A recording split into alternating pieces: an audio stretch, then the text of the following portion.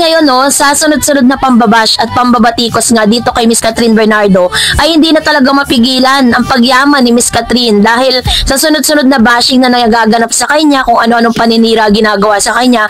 Pero hanggang ngayon, ayan, si Miss Catherine, sunod-sunod pa rin ang mga endorsement. Ang dami niya po mga endorsement ngayong taon, grabe.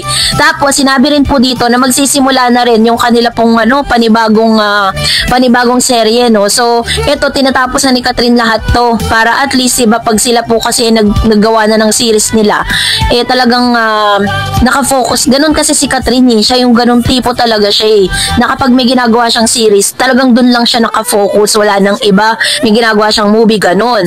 Pero ito na, no, kasi matapos nga po, no, na parang ramdam na ramdam kasi ng mga fan, eh, na si Catherine Bernardo ay pilit na ginigiba. Kasi nga naman sunod-sunod ang mga paninira kay Miss Catherine Bernardo, 'di ba? Ang dami pong mga fake news, ang daming mga talaga namang sumisira sa pangalan niya.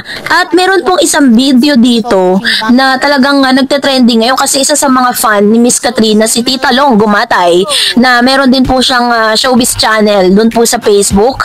Ay nakita natin kung gaano po talagang sila nag-usap, nagbulungan sila.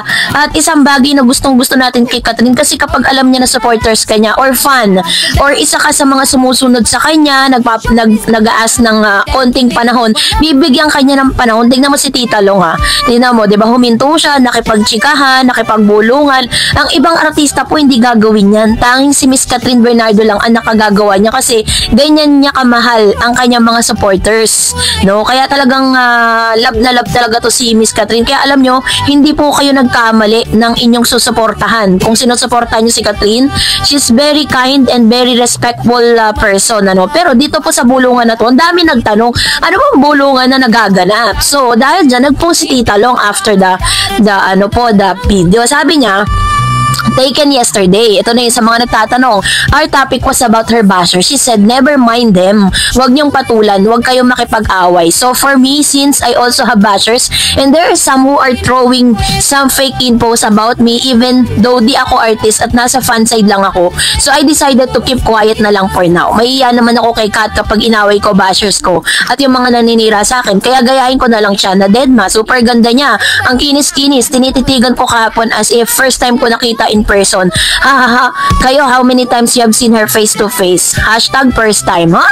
So, ito yung first time na talagang na-encounter niya si Miss Catherine at hindi po siya nag-atubili. Natanungin si Catherine patungkol nga dun sa mga kumakalat na news. At napakabait ni Kat, ha?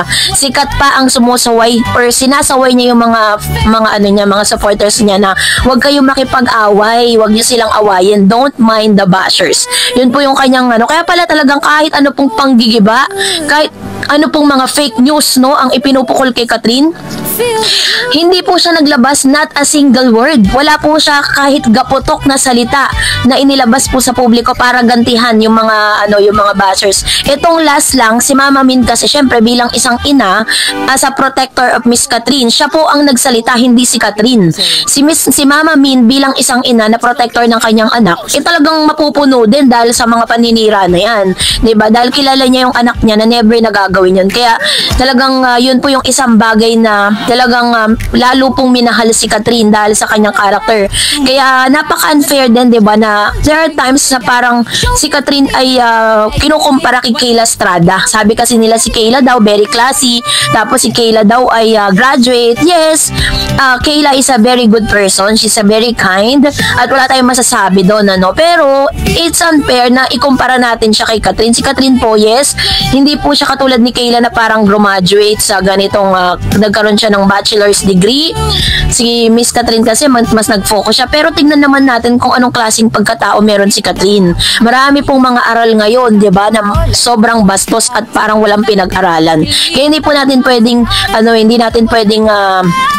natin pwedeng ikumpara yung mga tao na porket itong isa may pinag-aralan, upgraded na siya, 'di ba? I am not hindi ko condemn dito si Kayla. Pero pangit naman talaga na ikumpara natin silang dalawa. Let's be happy for them na lang, 'di ba? So that's it for today. For more videos and updates, please don't forget to like and subscribe, and please don't forget to follow my Facebook page, Dar Eds TV and Dar Eds channel. God bless everyone.